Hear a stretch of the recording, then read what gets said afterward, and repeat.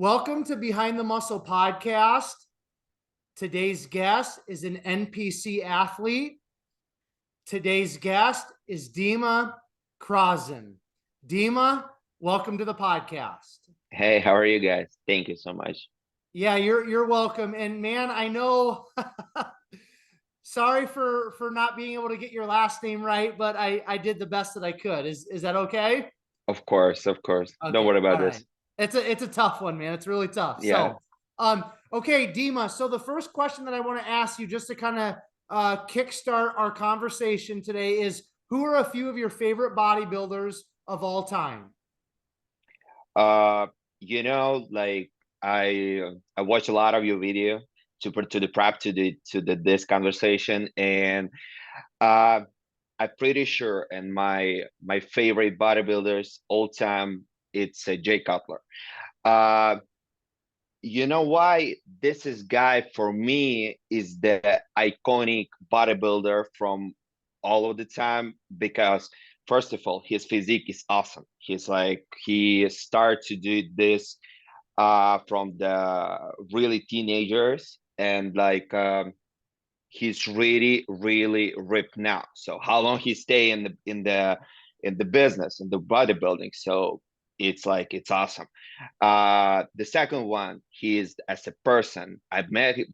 He was the first guy what I met in US when I moved to 4 years ago to US, and at that time he already was my favorite bodybuilder, and he I met him at the first time in US.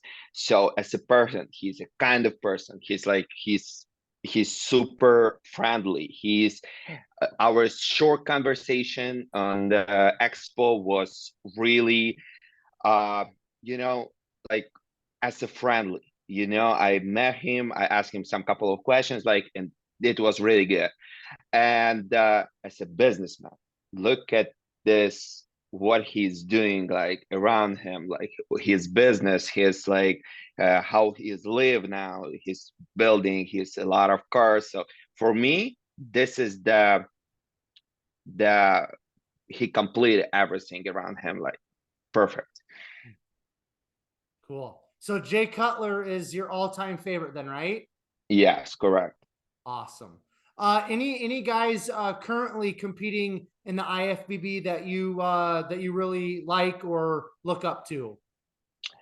uh you know um I am a classic physique guy, so I follow more all of that guys. So um I like, for this moment, two guys, maybe the favorites, I don't know, the Chris Bumstead, of course, no doubt. He's number one in the business. Um, but I would say Terence Ruffin. Um, he's the second one, but not less. Uh, because the how he's the show his body on the stage, even the Chris Bumps could not do this. So yes, I like them both, but I can't to say the Chris Bumps is the second one, because he's the champ. Yes, correct. Like my mind's about this is on the second time, but I think on the one stage it's the Chris Bumps and Terence Ruffin, the best. Cool, man. Okay, Dima, at what age did you start lifting weights, and why did you start lifting weights at that specific age? My bodybuilding life, my fitness life started at 16 years old. I'm now 27 years old, so it's almost 12 years ago, and it was accidentally. Actually, I never been the big fan of bodybuilder, because I used to do the dancing. So I used to be dancer for a long time, and around 16 years old, I still have a best friend. He's in Ukraine now. Um, he was really tall, super tall, and super skinny guy. And he asked me to support him to go to the gym. And this is I'm here now. So accidentally, and uh yes, and we start to do the big job from that time. Now he's a dentist now, so he's out of the bodybuilding, but I'm stay here now again. Yeah. Okay, cool. Okay, now we're going to kind of transition into your childhood and your upbringing. So, you're originally from Ukraine, is that correct? Yes, correct. Okay, so why don't you talk a little bit about growing up in Ukraine? What was life like for you and your family? Did you play any sports? Just kind of paint that picture of your childhood a little bit for us up to about your teenage years, and then we'll transition from there, Dima. You know, my childhood was really typical for the Ukrainian for Ukrainian kids that time. Uh, Ukraine, it's really a traditional country with a lot of with the huge history, with the really religion community, and uh, my family is typical family: mom, dad, grandma, grandparents. So like everybody support me all of the time for this now. So mm at this moment, unfortunately, all of my family moved to US, or some I have some family in Israel. So my father is now to moved to many 10 years ago, about 10 years ago, to the Russia. And yes, my parents divorced actually. And it was really typical, favorite sport at that time. How I said, I, I didn't have any like any sport, but I used to dance a lot. I started to dance around 8 years old, and finished at 16 because I uh, in Ukraine we have some version of TV show, so you can sing, you can dance in Ukraine, and I competed there, and I've been in the top 100, and then I said, enough, enough. It's too much for me. I want to switch for something else. That's it. Uh, at 15 years old, after my ninth grade, we in Ukraine we have the opportunity to switch from the ninth grade in the school to the medical school. So I started studying in the medical school. Yes, I finished it in Ukraine 4 years after. Um, yes, so what I did. So at 16, dancing plus bodybuilding, medical school, nothing special. Sometimes them hang out with the friends. So really like a typical teenager at that time. Okay. Now, so growing up in Ukraine, I mean, were you like in like a upper class family? Did you guys have quite a bit of money? Were you lower class? Talk about that for a quick minute. Uh, you know, maybe average family. Average family, not super rich, but not the poor. So so 2 times a year vacation on the some sea on the beach. My city a little bit far from the sea. So 2 times once a year, it's okay for us. Was for Work for us. Um, I don't know, like car, apartments. So 2 dogs, two cats, pets. So like nothing. So we had enough for the normal life. We had enough. Okay. Now, when you were growing up over there in Ukraine, what type of exposure did you have to the United States? And uh, what do you guys think when you're living over in Ukraine, when you're growing up, if you see like American movies or whatever exposure you have to the United States, what do you guys kind of think towards or about the United States when you are a young person growing up in Ukraine? what are your thoughts towards us? You know, my reason to move to US, it was not the uh, it was not the that life. I would never say I wanted that time to switch my Ukrainian life to Americans. I never had the American dreams. For me, it was like, okay, nothing special.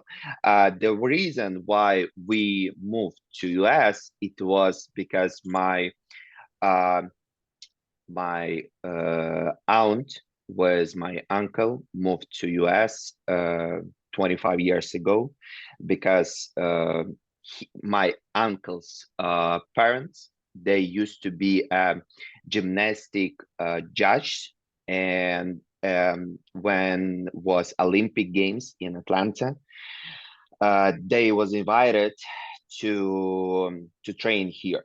So this is the reason why they moved. Then after that, my mom's mom, my grandma, they moved to US together with my aunt and that family. And this is the reason. Just I would say it was reunion family. So Okay. just like that. So not the big dream. It was not the sum. So just a solution to reunion. That's it. Cool. Now, we won't get too much into this, but I have to bring this up because you're from Ukraine, and obviously Ukraine is fighting like hell right now in terms of, you know, for their freedom, from my understanding, you know, against Russia. So now that you're here in the United States, but your homeland is, you know, being attacked by Russia, what are your thoughts? Do you still have relatives over there? Do you have family over there? Like, what are your thoughts in terms of your homeland, your country being literally destroyed, but again, fighting like hell for their freedom? How I said, my family, all of my family, now around the world, and but my friend's still there. My best friend from my childhood, he's still there. He has family there. Few months ago, he had a baby. So, yes, so I always support them and just what I can do this. And a lot of donation, a lot of supporting some, you know, the uh, definitely life in Ukraine is now tough, of course. We don't have safe place in Ukraine now at this moment. If you follow all of the news, even uh, the Poland close to the border now was attacked like a few days ago, and you know you never know. You never know what part of Ukraine is going to be bombed and attacked.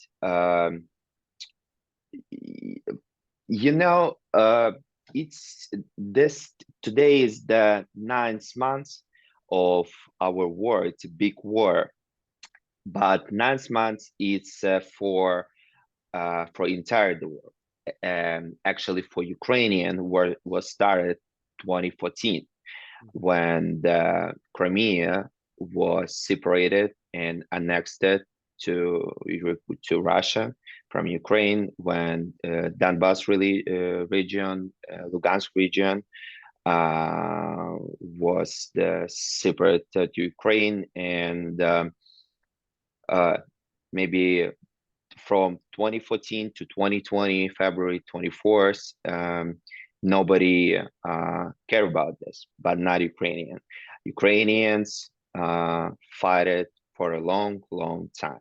And I believe and I wish we we win this war. We, as soon as possible, uh, we we kick them off from our country, because uh, this is even not the war. I would say this is like a terrorist attack from the Russian. It's a genocide. At this moment, it's a genocide of Ukrainian from the Russian, from all of the from all of the history. This is not the first time, actually. For if you look at the Russians-Ukrainian relationship, uh, it is not first time when the Russians made the genocide to Ukraine. Well, like I said, your country and your countrymen are fighting valiantly, and I think it's and it's obviously an unfortunate situation, but to see the pride and the fight, it's pretty encouraging. So let's transition now. Let's kind of get into some bodybuilding talk. So you start lifting weights to kind of support a friend at 16 years old. When did you kind of get first exposed to bodybuilding? Because there's a difference between going to the gym and lifting weights just to lift weights, and then actually training to become a bodybuilder or to train for hypertrophy. So when were you first exposed to bodybuilding? Who was your first bodybuilder that you kind of saw? And then when did you really say, this is something I want to do with my life in terms of bodybuilding? I don't know. From all of my life, some uh, some different days in my life is like, which you, when you connected all of them, it's like everything is accidentally. Even my bodybuilding life as a competitor happened accidentally. So I believe it was 20 5 years ago. So 2017, something like this, middle summer. And I just would like to shred and cut to the summer to be pretty, and like to see some change in my body, because my body is like I'm more bulky guy. I'm more like a big guy. So for me to be a shred, I need to work hard. So I will try to do this experience. I tried, and all of my gym community in, so I'm from the city when the explain you bodybuilding community super small. And if you inside of this business and you know a lot of the guys from there, so this is like maybe tens, maybe more, the guys who competed before, who compete.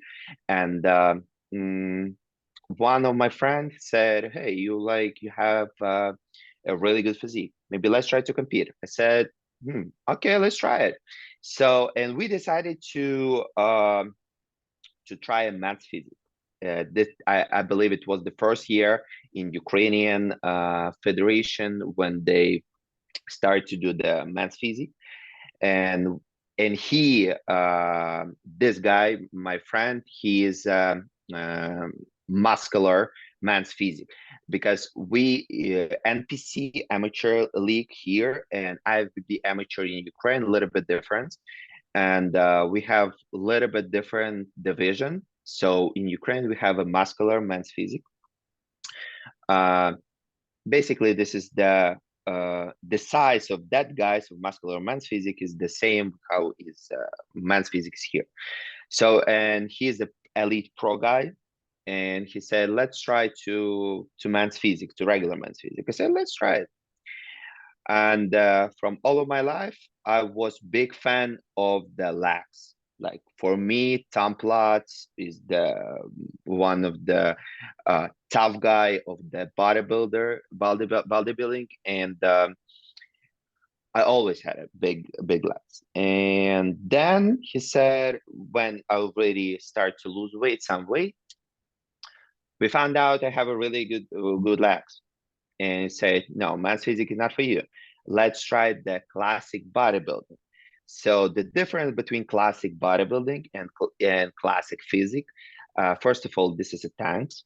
The second one is the weight limits. For the classic physique, uh, here, with my height, I should be 212. In classic bodybuilding in Europe, my weight should be not more than two, no, even not two, around 190. 90. So much less weight. So yes, we prepped to do my first show. It was the local show in the west side of Ukraine. I win this show. Then was the national Ukrainian national show. At that time, I was the at this time I was junior. So we have the junior division, and that time I placed second place in my first season. So I did uh, that year I did two or three shows, two locals and one national.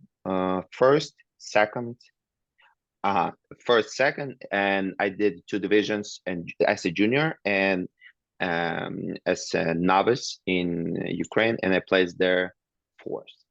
So yeah, so it was my first year of the bodybuilding as a competitor. Hmm. So that was 2017 over in Ukraine before you moved to the US, correct? Yes, I moved to Ukraine 2 years after. Now, so you had some success right away in terms of competing. What did that do for you mentally, and did that really solidify in your mind, Dima, that hey, this bodybuilding thing is maybe something that I can be really good at, and this is what I want to do. Like having that early success, did that really kind of like solidify again, you wanting to move forward with bodybuilding? So, my motivation to compete, all of my life, maybe from 16 years old, I started to work hard. I mean, not out of the bodybuilding, out of the gym. I mean, as a trainer, I started to work at 16 years, 17 years old. I started to work in the gym as a trainer, and all of my show, I use it not for my mm, uh, to my ego.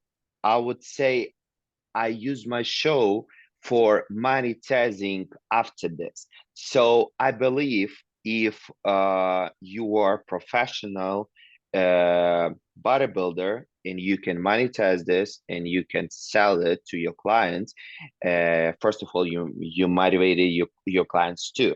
And I like I like when my clients when they tell about me to a friend, they say, "Hey, my trainer, he's the pro bodybuilder. He's a competitor. He's the winner of the show. So like he's a champ." So this, I believe, this is my motivation. Um, I I am more a trainer than a competitor, but I like as a Eastern Europe guy, because this is a part of us. It's we are winners, and if you want to be a champ on the stage, if you are a champ on the stage, you are a champ in the life. So you follow your life as a champion everywhere. It doesn't matter where the work or on the stage in your life. So I am a winner, and I motivate. I have I be able to motivate other people. So this is what I got. Yeah, yeah, I love that, man. That's super cool. Now, so 2017 you competed. Did you compete again then in 2018 or not? Yeah. So um, I did not compete just 1 year at the COVID started. So that year. So but I had a plan to compete even that year. My first year, how I said, it was two local show, one national in Ukraine. Then next year, um, I have done four shows. It was two local show, one national show, and one World Cup show, where I placed second place. Yes. Then I moved to US in 2019. I started my prep. Actually, I moved to it's 2019 September. Um, so I skipped my spring season because I know I'm gonna move, so it's no reason to compete at that time. So I moved to September to US September 2019. I started my prep, and how everybody knows, it's COVID started. So, when did you, your coach is Justin Miller, correct? Yes. Okay. When did you and Justin connect? So my family live in Long Island, New York City, New York State, and before that, I never know about the powerhouse gym. Yes, it's shame of me, but yes, I never. So I knew about this gym, but I can even imagine it's like 15 minutes away from my family house. So again, accidentally, I came to the gym, and the front desk asked, "Hey guys, I need a trainer. I would like to compete. I used to compete before, so I need some really professional guy who can to help me with this." Say, "Hey, we have a Justin. We have a Justin Miller here." I didn't know about him. I didn't know because uh, in Ukraine, we know just about the big names. Big names, I mean, the just champions. So I knew about the Chris Bumstead. I knew about the Big Ramy, Jay Cutler, like huge names. But uh, George Peterson, but of course I knew about the George Peterson, but I never interested about who is the his coach. And yes, they introduced me to the Justin. We had a small conversation to about our plan. I said I just moved. I want to figure out with all of my lives here because how everybody knows the bodybuilding it's really expensive sport. So I said let's I figure out first of all what was my job with apartments with everything around me, and then we let's start from the February 2020 to the to our prep to the show, and COVID started. Okay. So, COVID starts, and then once we get kind of past COVID, what was your next competition then with Justin?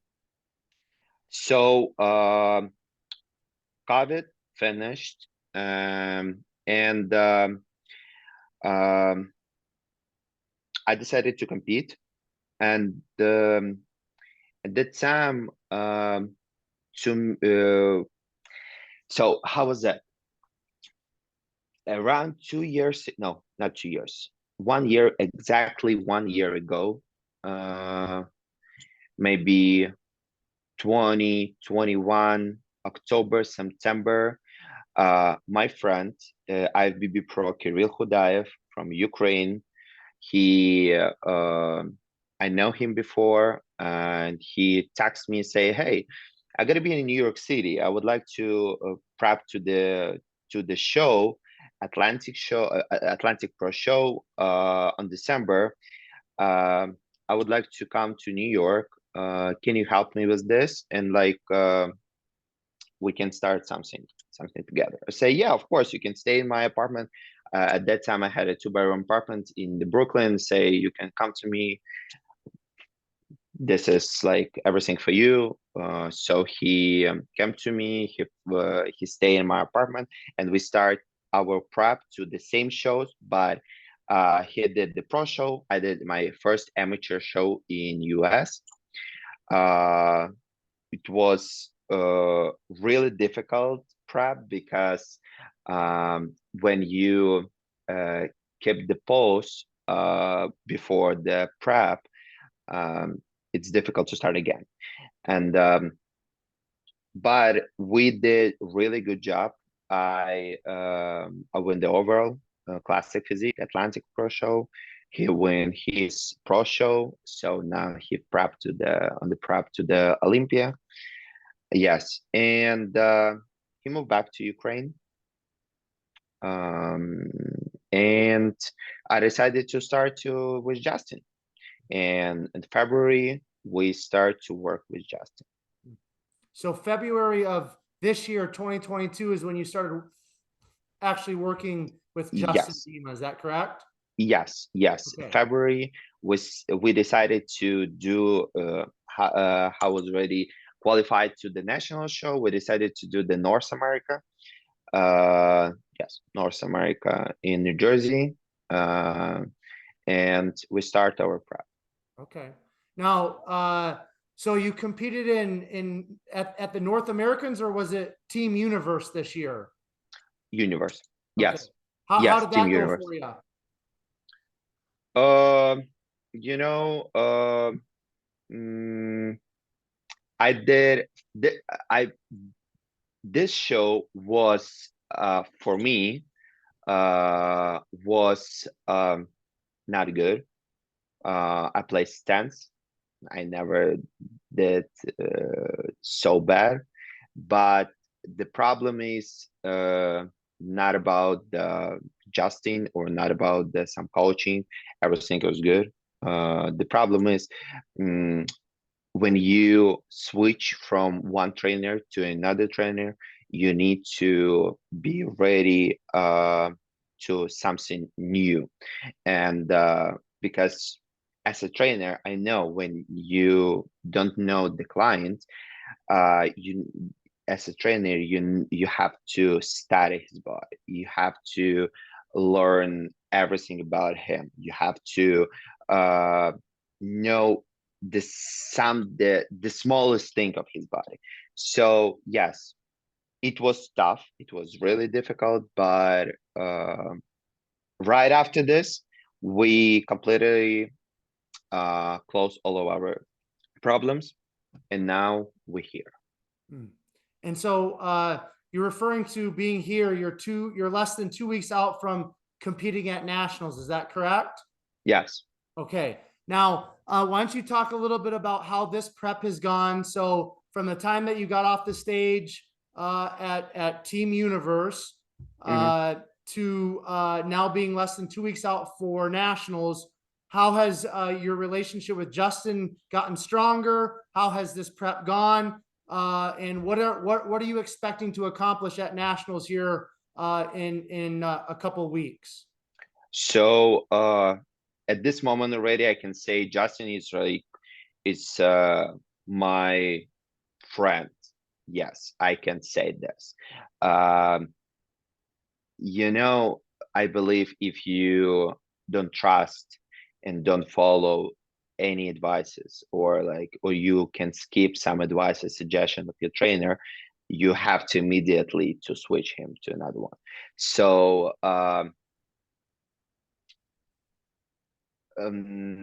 we are really um really similar with the Justin. We have even the 2 days between our birthday difference, so we are really similar. And he helped me really a lot. He's like I would say he's like the one of the closest guy in my life at this moment. Um, he's super kind person.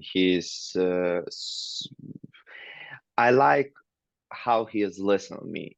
Our we work as a team, not as a trainer and a client, as a team. So I do this, I do this. We can discuss this one. If I don't like something, we can always discussing. And yeah, so this guy is one one of the closed guy in my life now at this moment. This prep is we fix a lot of things. We done um, a lot of change in our prep to this show because the universe I believe this easier show than the national. National is the biggest show at this moment in the US. So, but it's my body changed a lot, a lot. So everybody will see this on the stage. I'm much rounded, I'm much shredded, my legs much bigger. My first request to the Justin was improve my back. I had a really weak back, and we improve it a lot. So I'm ready to compete, and I believe I have done this show really well. Hmm. What is your expectation, Dima, for yourself in terms of placing? Obviously, everybody wants to bring their best package to date, but is your goal to get into the first call outs? What would you like to accomplish at your second pro qualifier here in the States? Uh, how I said, I'm a winner, and I'm not expect some call out. I expect just the first place. Even so, Justin asked me to be overall. I am ready to be first in my division. So we'll see. We'll see, but mm, um, after the first show, after the Mr. Universe, I did some points, and I understood what exactly this judge wants to see on the stage. So on the universe, we showed the big, my body, big muscle on the stage. I showed them. For this moment, we decided to be maximum shred to the bone, and I have a lot of muscle on my body. I'm packed of muscle, and at this moment we have 2 weeks just to like a shred to the bone. That's it. So not more muscular. I have enough. So we'll see. Okay, excellent, man. Now, how much cardio are you up to during this prep, Dima? So I start to do to do more cardio, maybe 4 weeks out. I switch from the once to the twice. Morning fasted 45 minutes, and 35 minutes after the post workout. Okay, so you're up there pretty high then, huh? Yeah. Yeah. What type of cardio do you do? Do you do the step mill or walking, or what's your cardio specifically? I'm super old school guy. I'm always doing just a treadmill, incline treadmill, the maximum incline, and just fast jogging. It's around 3.5 speeding, and just a maximum 15 incline degrees. Okay. What's let's talk a little bit about your training. What is kind of your training style or philosophy for yourself? And then what's kind of like your current training split? Uh, so I believe if you want to be big, you have to be strong. So I lift a lot. I like lifting, really heavy weight lifting. So I try to. So my training philosophy is to be smart. I'm not forcing. I'm not swinging. I'm doing everything with the clean form, but really, really heavy. So even to the end of the last of the day of my prep, it's always heavy. If you want to be rounded, you have to save your muscle, and if you need to save your muscle, you have to all of be maximum controlled and more focused. So I my split at this moment really typical, really super. Maybe the simplest. It's chest, then legs, then arms, then at this moment of the show, I'm doing the second day of the chest, but usually Thursday is my day off. Then Friday it's the shoulders, and Saturday is the back with the chest. Okay. Cool. Cool. Um, Now in terms of like sets and reps for your training, what does that kind of look like, Dima?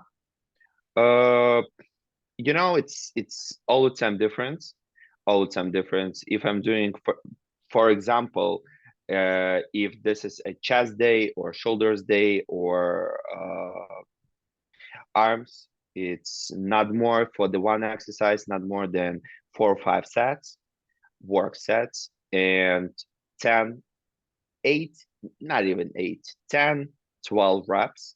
But if we're talking about the legs, uh, how the template once said, legs day always consists of the two parts: squats and legs exercises. So yeah, I'm doing a lot of squats. I'm a big fan of squats, and I can spend 1 hour just for the squatting.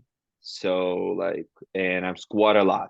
My maximum, like maybe 2 years ago, was 700 pounds of the squatting. And yes, so I spend a lot of time for the legs. Okay. Awesome, man. Now, what you said earlier that your motivation is kind of not necessarily competing, but you want to get that pro card just because it's going to help you with your business. So once you do get that pro card, if that is in the cards for you, I mean, are you going to plan on continuing to compete as an IFBB pro, or are you just going to kind of more focus on growing and building your business? Uh, for this moment, I would not uh, to dreaming a lot. Let's first of all win the pro card, and we'll see. Uh, Definitely, I'm gonna do some pro shows. Definitely, because um, mm, I want to see how it's gonna be looks like comparative to the really pros, and maybe even Olympia, maybe. But who who don't want to be stay on the stage of Olympia? So I think so. But first of all, I'm really, I would say, newborn in US, and when you are immigrant, you have to start your life from the zero. And I start my life, and actually I start my business and all of my journey in US. I would count from the after the COVID, because the 3 months before COVID, it's nothing. And when the COVID started, I start to this American journey, and everything step by step. Thank God, everything is good. We'll see, but definitely I'm gonna do a few shows. And yes, and carry on. I would like to combine everything. I would like to combine in my competitions, in my business, and especially family. And is everything is packed, I think I'm gonna be completed. Okay, now we're gonna kind of finish our conversation with talking about this American journey that you just kind of mentioned. So talk about how you in New York, you're in the New York City area. I mean, just a gigantic city. How did you go from moving to the United States, from Ukraine? You had to go through all the COVID craziness, and it was really crazy in New York. How did you go from that to building a personal training business and kind of being where you are at today in terms of personal training, making a living, supporting yourself? Like, walk us through that, because that cannot be easy. Yes, definitely, it was not easy. And so in Ukraine, how I said, I used to do a training sessions. So when I moved to US, I definitely knew what I'm gonna do here. Um, yes, I met here one of the Ukrainian guy. He moved to US 10 years ago. He is a really famous trainer in New York City. He is the celebrity trainer, and he helped me a lot. He still helped me a lot, and he just pushed me in the right way. He said what I have to do uh, to get a license, to go over there, to send the CV over here. So a lot of steps, because the system in Ukraine and system in US is completely different. And uh, so I got my license as personal trainer November. I started to work as a trainer, and that at that time I lived with my grandma. Um, and November I started to work in the gym. November, December, January, and February, COVID started. Uh, COVID time was really, really tough for everybody, especially for me, because I didn't have like I I could not afford nothing, so I just stayed at home and just tried to figure out what I have to do. And I decided to finish my medical license in US. Um, how I finished medical school in Ukraine. So I finished my medical school in US. At the same time, I spent my last money for to buy a car. I bought a car and start to do the Uber Eats. So this is the easiest way how to make money in US to deliver food. And May, I started to do this May, June, July, and August. Um, in August that year, everything goes down slower. So yes, and the first gyms open at that time, and I started back on I started back on the track, and start to do the personal sessions here again. So where did you go to, start getting clients? I mean, did you just get hired at a gym and they gave you clients? Talk us through that for a quick minute. So mm, I started to work as a personal trainer at the gym in the city in the Manhattan. So they helped me to find some clients, and at the same time, I post a lot of commercials in the social media, even the Craigslist. I post about the personal sessions, and yeah, so I'm doing this the both sides. So I'm doing the gym. They gave me some clients, and I found some clients from the out of the gym. And this is the personal trainer. It's the guy who start to work with one person, and this one person, when he start to change his body, all of his friends uh, see this and they, wow, you looks great. Who gonna help you? Say, hey, this guy helped me. I can definitely recommend him, and they start to come to me. Yeah, yeah, that's called referrals. When somebody Yes. gets a great service, they refer a friend or a family member to that service or to that trainer. Word of mouth, man, is very powerful. It can be great for you. It can be horrible for you. It just kind of depends upon what side you fall on. So now, as you build your clientele in terms of being a trainer, what goals do you have? You have goals as a bodybuilder. What goals do you have business wise as you build your personal training business here in New York? Uh, you know, goal at this moment.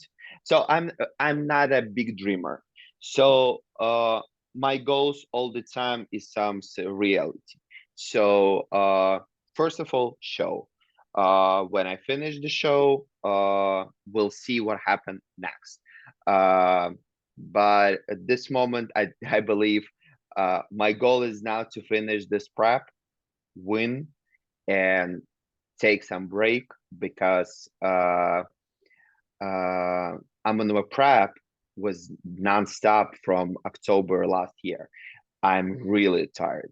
I need some mentally break. I need some like I need to switch for something else because it's too much in my life. So it's too much of the dieting, it's too much of the prep, it's too much of the show. When you so I'm really jealous to the people who compete and who go to the gym and enjoy that time.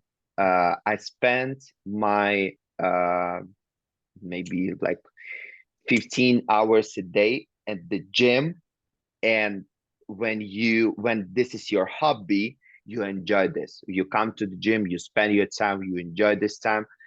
I am 15 hours spend my clients, then I have to do my hard work to the prep, and like it's too much.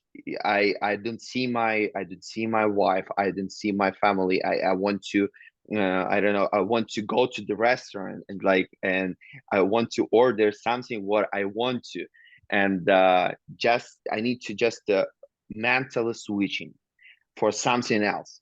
Even so, as a competitive as an athlete, uh, I can be able even to go to the cinema because the I know I need to count my time and calculate my time uh, to watch the movie and to take my lunch, and I want to just to take some pause and just to take some vacation.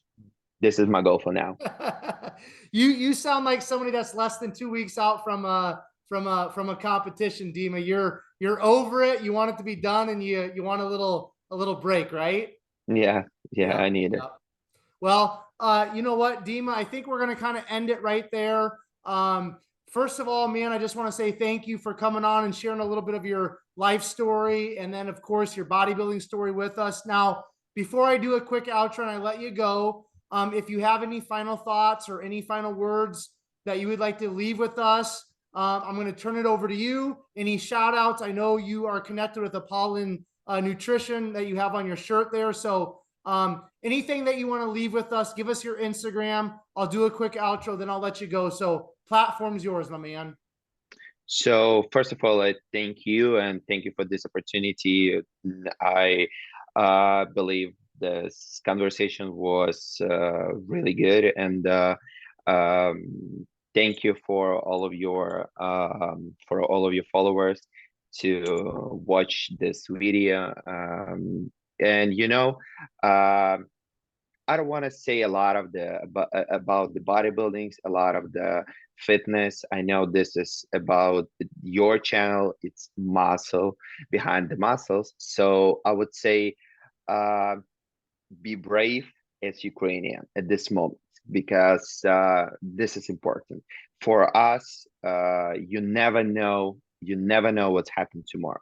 You never know what could be happened with your life. How that it one day through that one night, your life's gonna be like turn around. Like, and it's really difficult. It's really difficult, but just be brave and do your best. And thank you so much for this again. Yeah, you're welcome. What's your Instagram, Dima? So my Instagram, your coach, New York City, NYC. Okay. And then what's your connection with Apollo Nutrition? Are they a sponsor of yours? Yes, I'm a brand ambassador of the Apollo Nutrition. thanks to Robic, thanks Carolina, the CEO and owner of the Apollon. Actually, uh, they do a lot for not inside of the business, not inside of the fitness community. They help a lot of the for Ukrainians. Thank them a lot for this, and really good guys. I love them. I like this is like thank you for all of the Apollons. Yeah, awesome. All right. Thank you, Dima. I'm going to do a quick outro and then I'll let you go here, my man. Okay. Yeah. All of you who are tuning into this episode of Behind the Muscle podcast, I just want to say thank you so very much. I appreciate all of you. I value all of you. And as I always say, and will continue to say, if it weren't for all of you, the podcast simply would not exist. So I really do genuinely appreciate all of your guys' continued support. The Instagram is growing. The YouTube channel is growing. I get a lot of positive feedback from the guests, from people that are just enjoying the content. So thank you so very much. If you guys have not done so already, make sure you please hit that subscribe button in regards to Behind the Muscle podcast on YouTube. That's important because I release all of these episodes first on YouTube, and then I'll distribute them to iTunes, Castbox, Podbean, and some of the other major podcast platforms. So if you want to stay current on all the episodes of Behind the Muscle podcast, make sure you are subscribed to us on YouTube. And then also please take this episode with Dima, share it on your Instagram stories. Make sure you tag Dima, tag Behind the Muscle, so that we know that you listened specifically to this episode and found great value in it, in which I know you did. And then finally, I will leave you all with this. Remember, behind the muscle, there's always a story. We'll catch you guys later.